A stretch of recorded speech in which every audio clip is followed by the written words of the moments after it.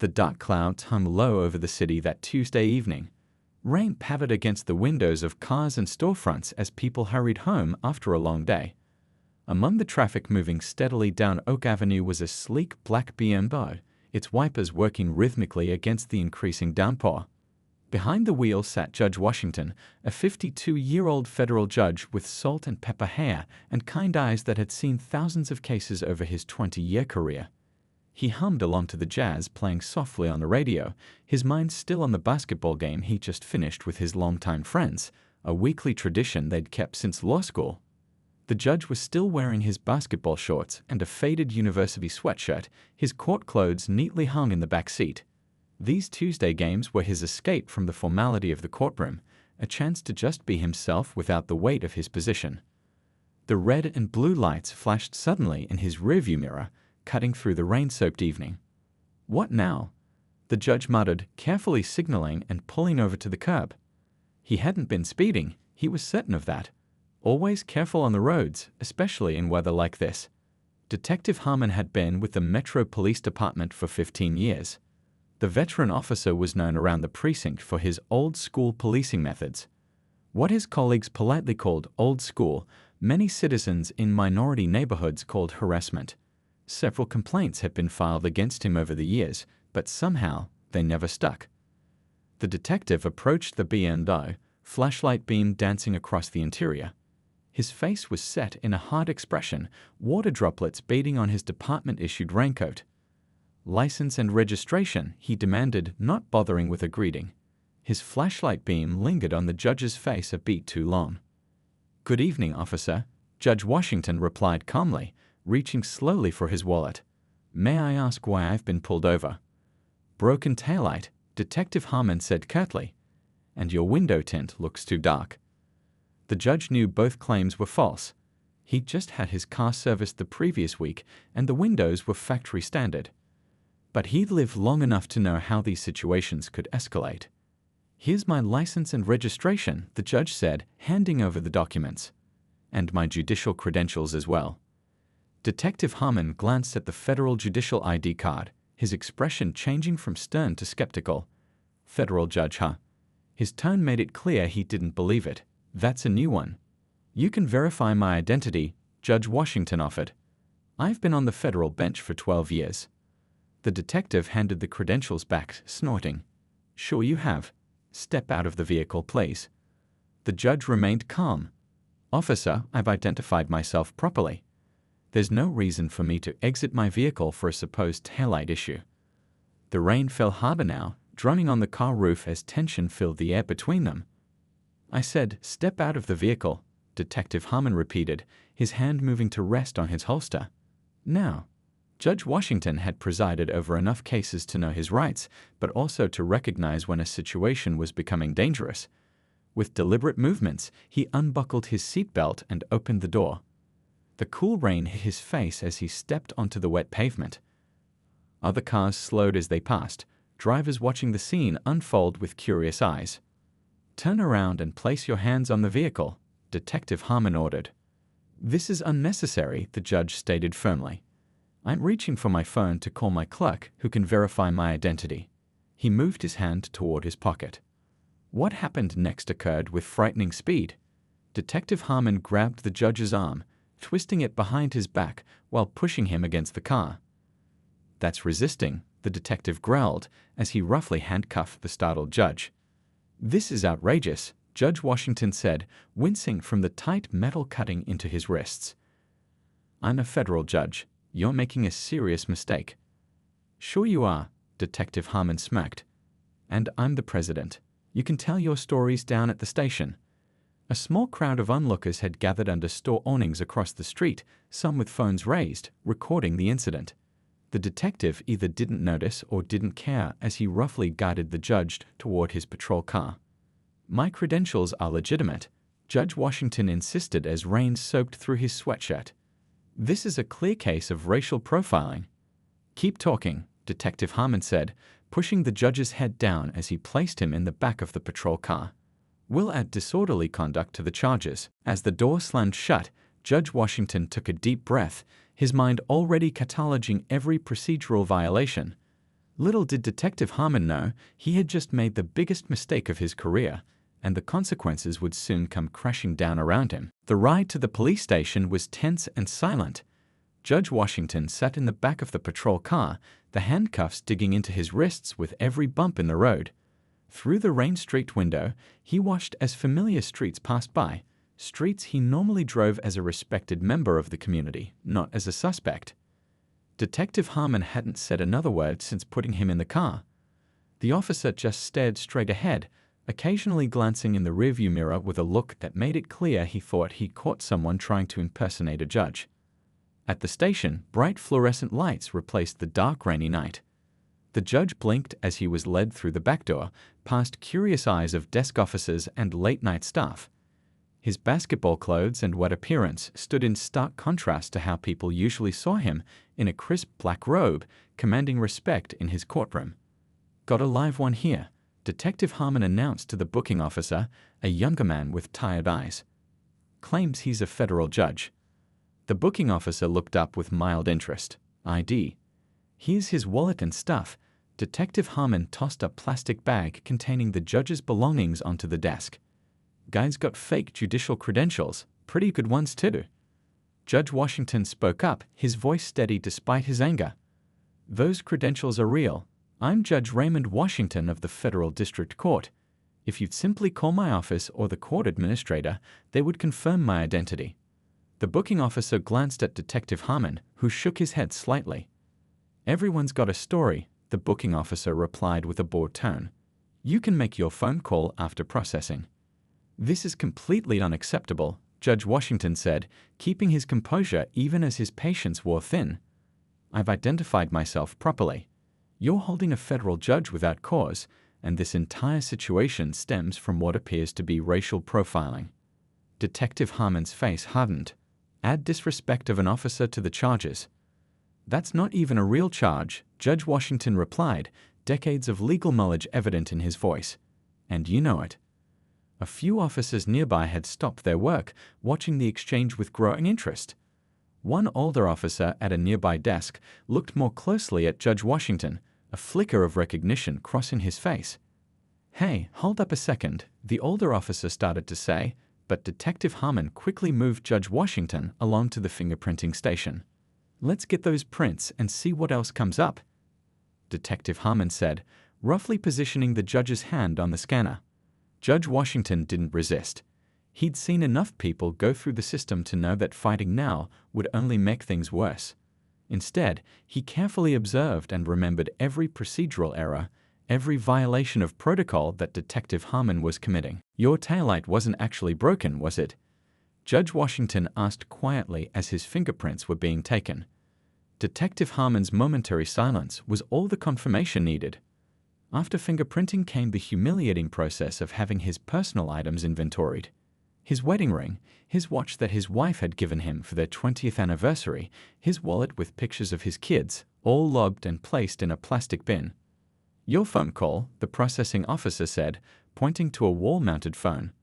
Judge Washington stepped forward, his mind racing through his options. Who should he call? His wife would be worried sick by now. His court clerk could verify his identity immediately. His friend from the basketball game was a well-known defense attorney in the city. He dialed his clerk's home number, hoping she would answer despite the late hour. "The person you're calling isn't answering," Detective Harmon said after barely 30 seconds, reaching to end the call. "That's not nearly enough time," Judge Washington protested. "I have the right to complete my call."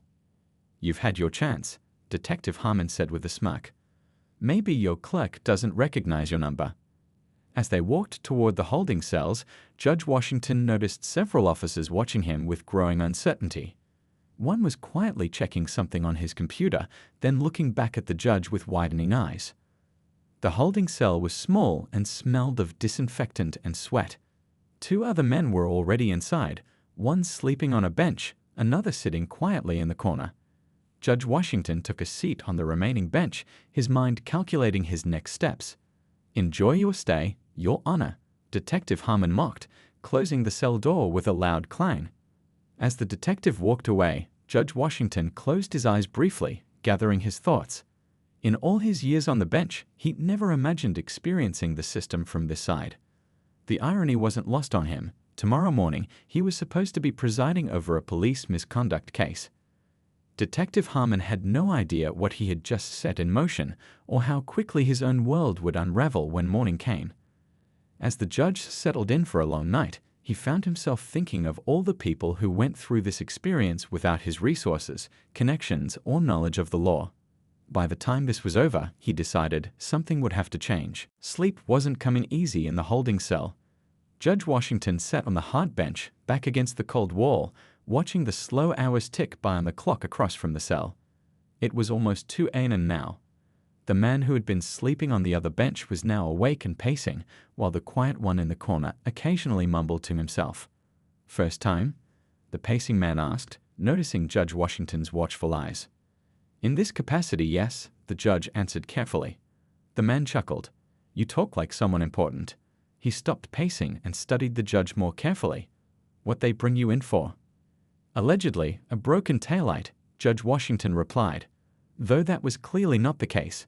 The pacing man let out a low whistle. "Let me guess. Officer Harmon?" Judge Washington raised an eyebrow.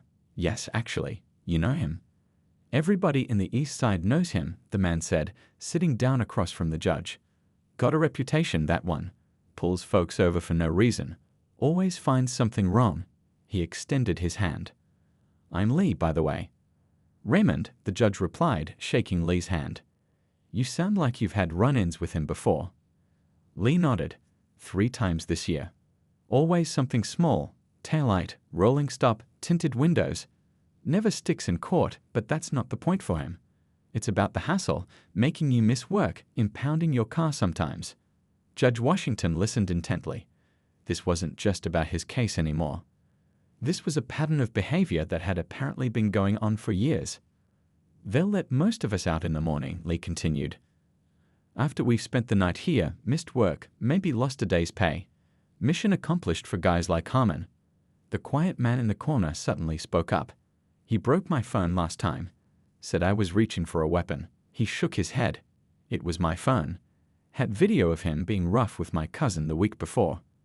Judge Washington absorbed their stories, his legal mind already cataloging details, patterns, potential witnesses. How many others have similar experiences with this officer? Both men laughed without humor. "Half the neighborhood," Lee said. "Nobody does anything, though. Who's gonna believe us over a cop?" A guard walked by, tapping his baton on the bars. "Quiet down in there." The 3 men fell silent for a moment, but Judge Washington's mind was racing. For years, he'd heard testimony about police harassment, had seen the statistical evidence of racial profiling, but experiencing it firsthand, and hearing these direct accounts, was different. It wasn't just about his wrongful arrest anymore. There was something much bigger happening here. Around 3 a.m., another man was brought in, drunk and loud. He eventually passed out on the floor, snoring loudly. Judge Washington hadn't slept at all, his mind too active with plans and thoughts. At one point, a young officer walked by, glancing curiously at the judge. "Excuse me, officer," Judge Washington called out. "I'm Federal Judge Raymond Washington. There's been a mistake. Could you please verify my identity?" The young officer hesitated, looking uncertain. I'll have to check with my supervisor." "Please do," the judge encouraged. "This is a serious situation." The officer nodded and walked away, but never returned. Either he'd been told to ignore the request, or he simply hadn't bothered to follow up. Either way, it was another note in Judge Washington's mental file. By 5 a.m., the holding cell area began to stir with early morning shift changes. New officers arrived, looking fresh and alert compared to the night shift. "My wife will be worried sick," Judge Washington said, more to himself than anyone else. "I was supposed to be home hours ago." "Welcome to our world," Lee said with a sad smile. "My girlfriend's used to it by now. If I don't come home, she starts calling jails, not hospitals." That comment hit Judge Washington hard. The casual acceptance that being wrongfully jailed was so common it became the first assumption, not that something bad had happened, but that the police had happened. At 6:30 a.m., the breakfast cart came through, small cartons of milk and stale bread with a thin slice of cheese. Judge Washington wasn't hungry, but he accepted the food anyway, noticing how the others eagerly took theirs. "Might be a while before they process you out," Lee explained, seeing the judge's hesitation. "Best to eat when you can." Judge Washington had sentenced countless people to jail time over his career. He'd always believed in the justice of his sentences and the system itself, despite its flaws. But sitting here now, he was seeing those flaws up close, the dehumanizing process, the assumption of guilt, the casual disregard for dignity. Just before 7 a.m., there was a noticeable change in the station's energy. More officers appeared, moving with purpose. Hushed conversations and concerned glances were directed toward the holding cell. "Something's up," Lee observed. A senior officer approached the cell, looking directly at Judge Washington. Behind him was a woman in a captain's uniform, her expression severe. "Judge Washington?" the senior officer asked, his tone completely different from any the judge had heard since his arrest. "Yes, that's me," the judge confirmed, standing up. "Sir, we need you to come with us immediately," the officer said, quickly unlocking the cell door. "Captain Rivera would like to speak with you." Lee and the others watched with surprise as Judge Washington was led out. The atmosphere had changed completely. Gone was the dismissive tone, replaced with a nervous deference. As they walked toward the captain's office, Judge Washington caught glimpses of frantic activity. Officers were pulling files, making calls, and Detective Harmon was nowhere to be seen. The long night was over, but for Detective Harmon, the real trouble was just beginning. Captain Rivera's office was a sharp contrast to the holding cell. The space was neat and professional with awards and certificates lining the walls. Judge Washington noticed a family photo on the desk, the captain with two smiling teenagers at what looked like a graduation ceremony. "Judge Washington, I cannot begin to express how deeply sorry I am for this situation," Captain Rivera said, her voice tight with controlled anger. She gestured to a comfortable chair across from her desk. "Please have a seat. Can I get you some coffee? Water? Anything at all?" The judge sat down, feeling the stiffness in his back from the long night on the hard bench. "Water would be appreciated, thank you." As a young officer hurried to bring water, Captain Rivera continued, "I was just informed of your situation when I arrived for my shift. This is completely unacceptable, and I assure you we're taking immediate action." Judge Washington took the water glass from the nervous young officer and drank deeply before responding. "Captain, I appreciate your concern now, but I've been telling your officers who I am since I was pulled over last evening. No one bothered to check." The captain's face flushed with embarrassment. "Yes, sir. That's a serious failure in our procedures. Officer Chen recognized you this morning from when you presided over his brother's citizenship ceremony last year. He immediately brought it to my attention." A knock on the door interrupted them. A tall man in an expensive suit entered, looking distressed. "Judge Washington, I'm Chief Wilson," he said, extending his hand. "I came as soon as I heard. This is a terrible situation." The judge shook the chief's hand, but didn't offer any comforting words to ease the man's obvious discomfort. The night in the holding cell had left him in no mood to make things easier for the department's leadership.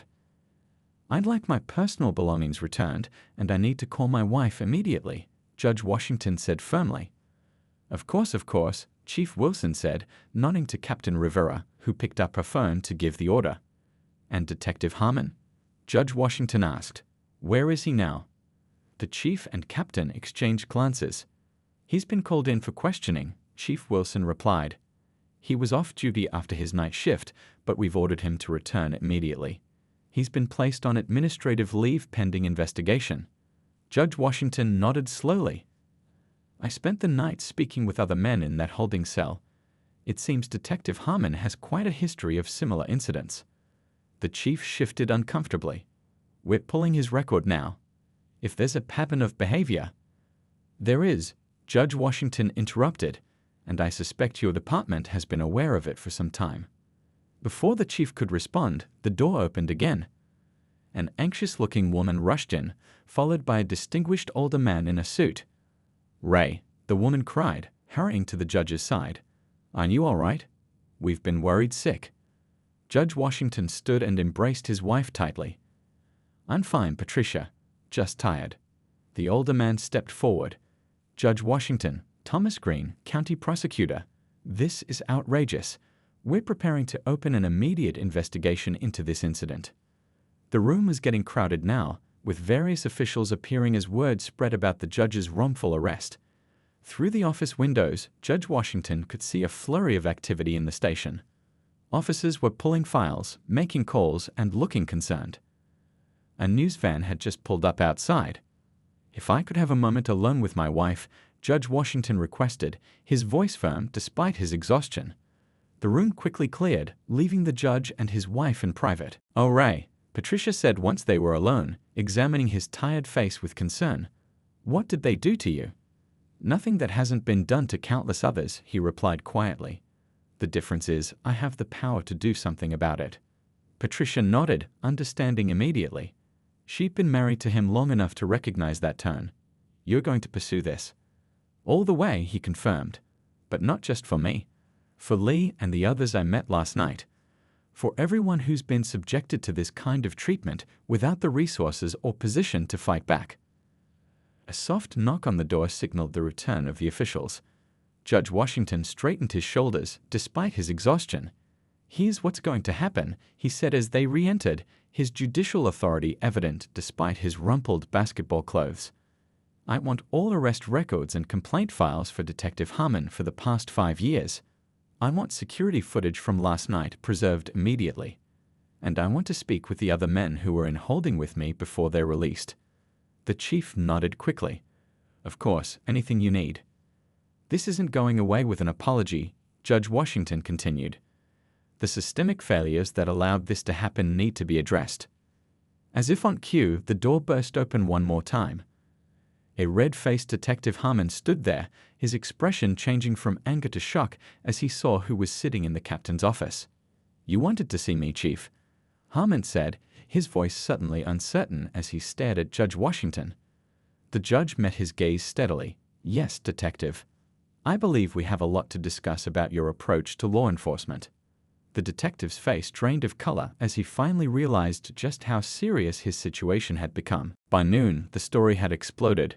News vans lined the street outside the police station, reporters clutching microphones and jostling for position. The headline was too juicy to ignore. "Federal judge arrested over fake taillight violation." Inside his home, Judge Washington sat at his kitchen table, finally clean and wearing fresh clothes after the ordeal. He sipped hot tea while his phone buzzed constantly with calls and messages. His wife Patricia had drawn the blinds to keep the reporters at bay who had already discovered their address. "Channel 4 is running it as their top story," Patricia said, muting the TV in the living room. "Your face is everywhere, Ray." Judge Washington nodded tiredly. It was bound to happen. Can't keep something like this quiet. His phone rang again, the 5th call from the mayor's office in the last hour. Again, he let it go to voicemail. "You should get some rest," Patricia suggested, resting a hand on his shoulder. "You haven't slept all night." "Soon," he promised, scrolling through his phone. "I'm waiting for an email from Chen. He's sending me the security footage from the station." Patricia sighed but understood. Her husband had always been thorough, methodical. It was what made him an excellent judge, and it was how he was approaching this situation now, like a case that needed careful documentation. The doorbell rang, making them both tense up. "I'll check," Patricia said, peeking through the side window. "It's Thomas from next door." Their neighbor, a retired history teacher, stood on the porch holding a newspaper. "Ray, your front page news," Thomas said when Judge Washington opened the door. "Aren't you okay? This is unbelievable." "I'm fine, Thomas. Thanks for checking in. The whole neighborhood's talking about it. We've all had run-ins with Metro Police, but this..." Thomas shook his head in disbelief. "If they'll do this to a federal judge, what chance do the rest of us have?" After a brief conversation, Judge Washington thanked his neighbor and closed the door, Thomas's words lingering in his mind. What chance do the rest of us have? That was exactly the point. His phone buzzed with a text from his clerk, "Courthouse surrounded by reporters. Chief Judge Taylor wants to speak with you when you're ready." Another text came through immediately after, this one from Lee, the man he'd met in the holding cell. "Saw you on the news. Go get him, Judge." Judge Washington had given Lee his contact information before leaving the station, promising to stay in touch about Detective Harmon.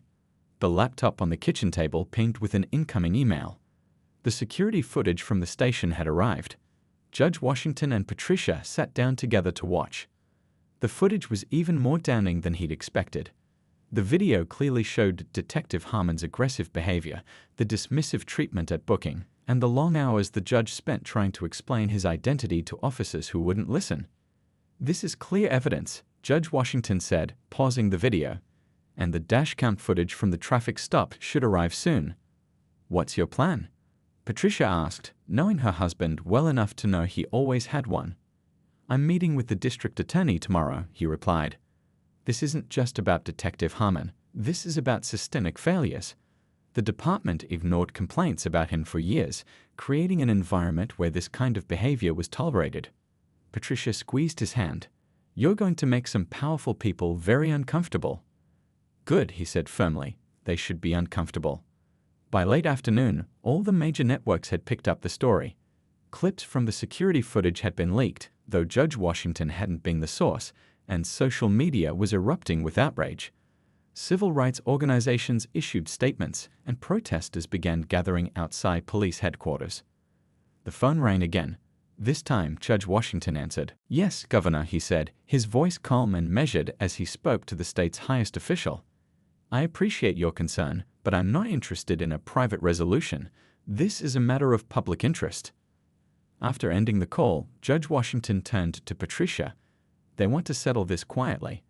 Harmon takes the fall, I get a personal apology, and everyone moves on." "And?" she asked, knowing there was more. "And I told them that's not acceptable," he replied. "This isn't about me getting special treatment because of my position. It's about changing a system that allowed this to happen in the first place." The doorbell rang again. This time it was Dr. Wilson, the head of the local Civil Rights Coalition and an old friend of the judge. "Ray," Dr. Wilson said as he entered, "we need to talk about how to use this moment.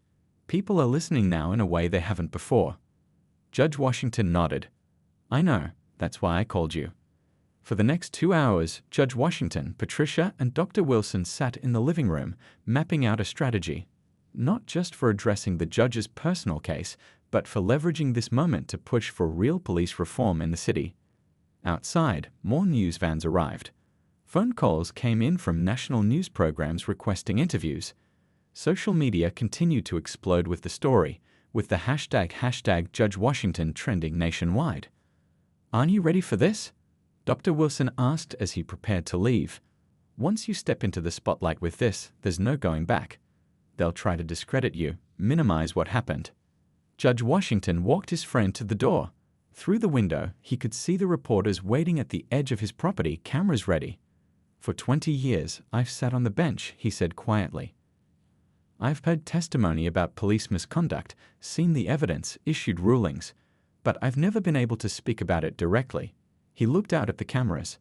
"Now I can. And I will." As Dr. Wilson left, fielding questions from the eager reporters, Judge Washington turned back to his laptop.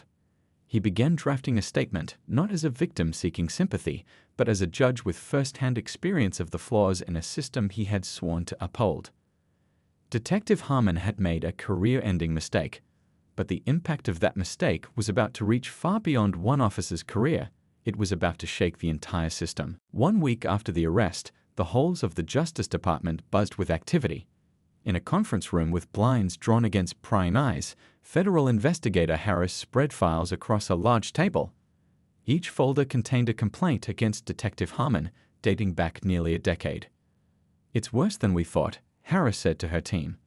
"Dozens of complaints, most from minority citizens, all showing the same pattern. Traffic stops with flimsy justifications, escalation for no reason, charges that never stick in court." A young analyst raised his hand. The department investigated some of these, but they were all dismissed as unfounded or insufficient evidence. "Convenient," Harris replied dryly. "Note who signed off on those dismissals. I want to interview each supervisor personally." Across town at police headquarters, Captain Rivera faced her own nightmare. Internal Affairs had established a war room with Detective Harmon's entire career laid bare on bulletin boards and computer screens. "Captain, we've found something concerning," said Lieutenant Park, leading her to a computer. "We pulled Detective Harmon's dashboard camera footage for the past year. Watch this pattern." The screen showed a compilation of traffic stops. Time after time, Harmon pulled over minority drivers. The taillight excuse appeared repeatedly. "And here's the kicker," Park continued, clicking to another screen. "Cell phone footage from bystanders that never made it into our official files." The videos, some shaky and taken from a distance, showed Harmon's aggressive behavior during stops, pushing, threatening, intimidating. Captain Rivera's face hardened as she watched. "Who else knew about this?" she demanded. Park hesitated. "That's where it gets complicated. These complaints were filed, but they never reached you because someone intercepted them," Rivera finished, her voice cold. "I want names, Lieutenant." Meanwhile, Judge Washington sat in his home office with 3 people: his attorney, a Justice Department representative, and Lee, the man he'd met in the holding cell. "So they just let you go the next morning?" the Justice representative asked Lee. No explanation. Lee nodded, said the charges were dropped. "Happens all the time with Harmon's arrests. That's how he gets away with it. He knows the charges won't stick, but by then, the damage is done. You've missed work, maybe lost your job, paid impound fees for your car." Judge Washington listened intently, taking notes. "And this has happened to you 3 times?" "Yeah, but I'm one of the lucky ones," Lee replied. "I've got a boss who understands. Some guys lose everything over these bogus arrests." The Justice Department representative nodded grimly. "We've identified 27 similar cases in just the past year.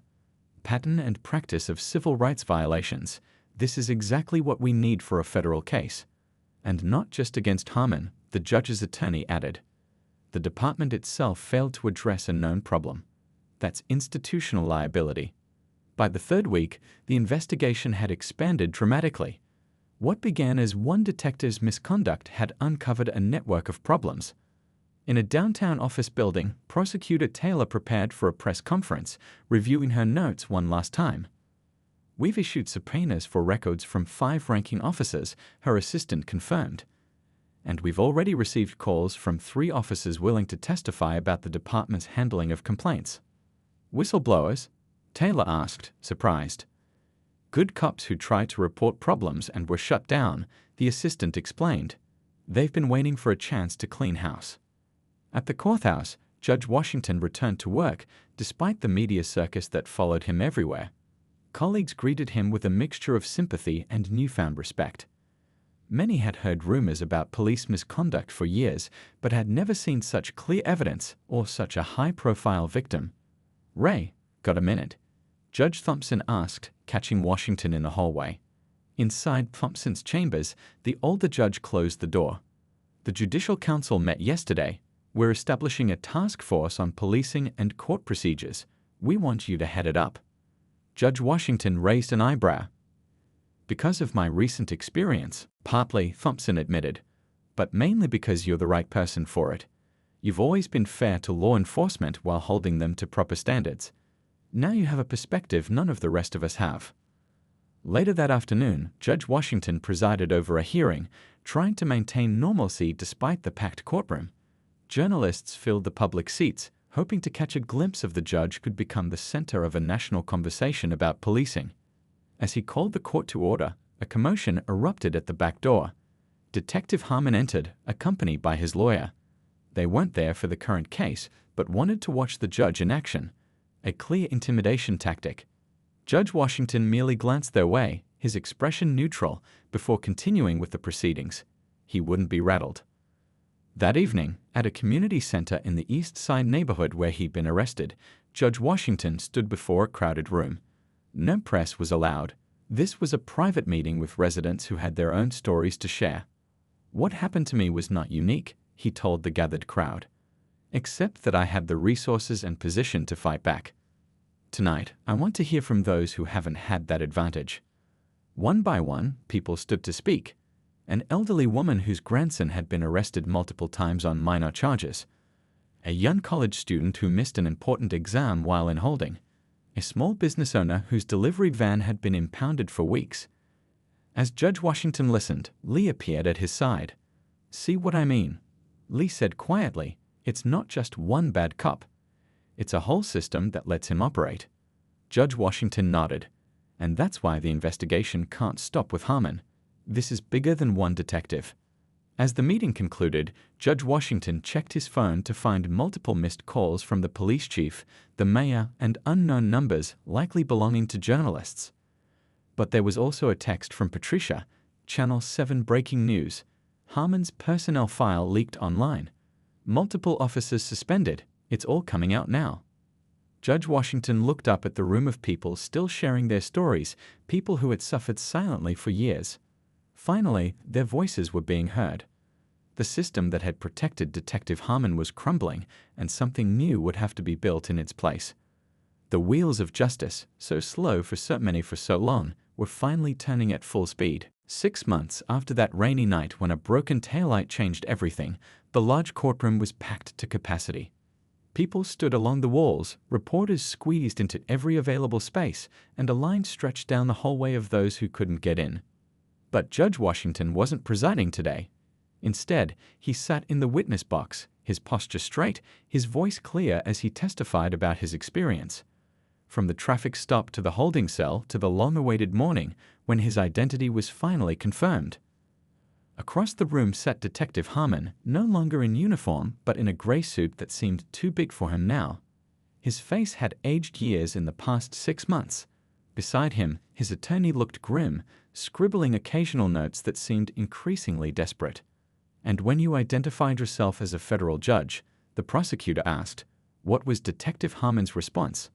He laughed. Judge Washington replied simply. He said, and I quote, "Sure you are. And I'm the president." He then proceeded to handcuff me without checking my credentials. In the gallery, Patricia squeezed Lee's arm as they watched. The two families had become close during the months of investigation and preparation for this day.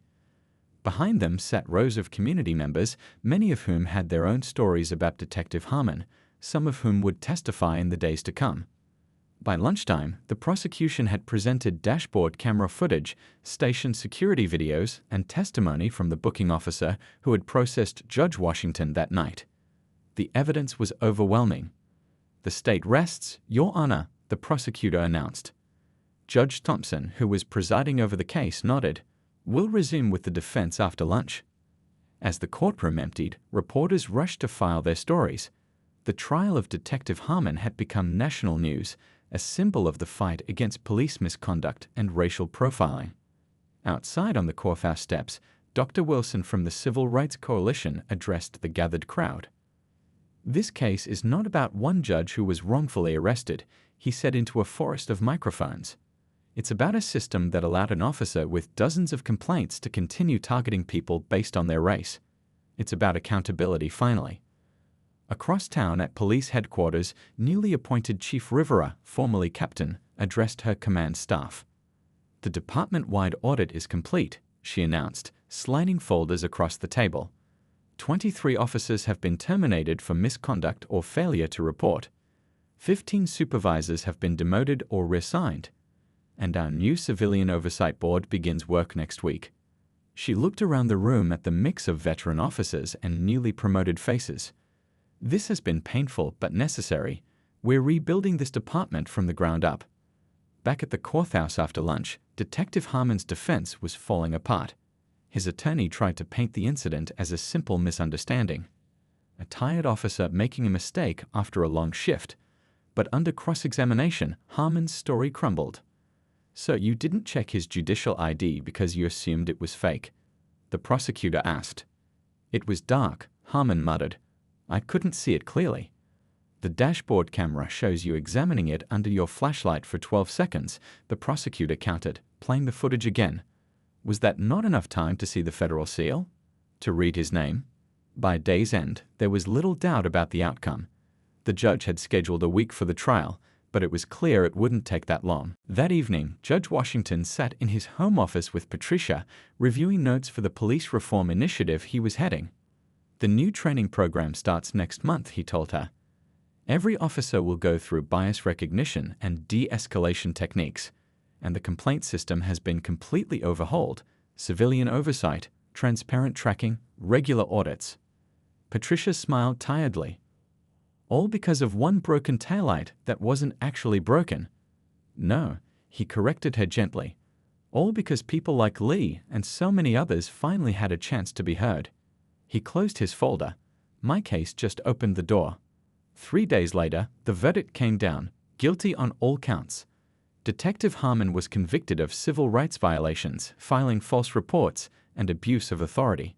His sentencing would come later, but his career in law enforcement was over. As the courtroom cleared, Judge Washington shook hands with the prosecution team and then made his way to Lee, who waited near the back. "Justice served," Lee said with a nod toward the defense table, where Harmon sat with his head down. "Partly," Judge Washington replied, "but we have a lot more work to do." They walked together toward the exit, where a group of reporters waited eagerly. "Judge Washington, will you be making a statement?" they called. Lee started to step aside, but the judge kept him close as they approached the microphones. "6 months ago, I was wrongfully arrested because of the color of my skin," Judge Washington began, his voice carrying across the crowded steps. "What happened to me happens to countless others who don't have my resources or position. Today's verdict is not the end of our work, but the beginning." He gestured to Lee and the group of community members who had gathered behind them. "These are the real heroes, the people who suffered in silence for years but never gave up. The people who are now working with us to build a better system." A month later, Judge Washington stood in a converted warehouse that now served as the Police Community Relations Center. What had begun as his personal fight for justice had evolved into something much larger, a comprehensive reform initiative that was already being studied by other cities. Inside, officers trained alongside community members, learning from each other. A team of lawyers offered free assistance to those who believed they'd been wrongfully arrested. Computer stations allowed people to file and track complaints in a transparent system. As Judge Washington walked through the center, people stopped to greet him, officers, community members, volunteers. What had started with one man's wrongful arrest had grown into a movement. In his new office at the center, Judge Washington found a package waiting on his desk. Inside was a framed copy of the new police department guidelines with a note from Chief Rivera. "From broken taillight to broken system to new beginning. Thank you for your guidance through it all." He hung the frame on his wall next to a simple quote he'd chosen months ago when this journey began: "Justice will not be served until those who are unaffected are as outraged as those who are." Looking out his window at the busy center, Judge Washington finally allowed himself to feel something he hadn't expected: hope. Real, sustainable change was happening. And it had all started on that rainy night when a detective made the worst, or perhaps the best, mistake of his career.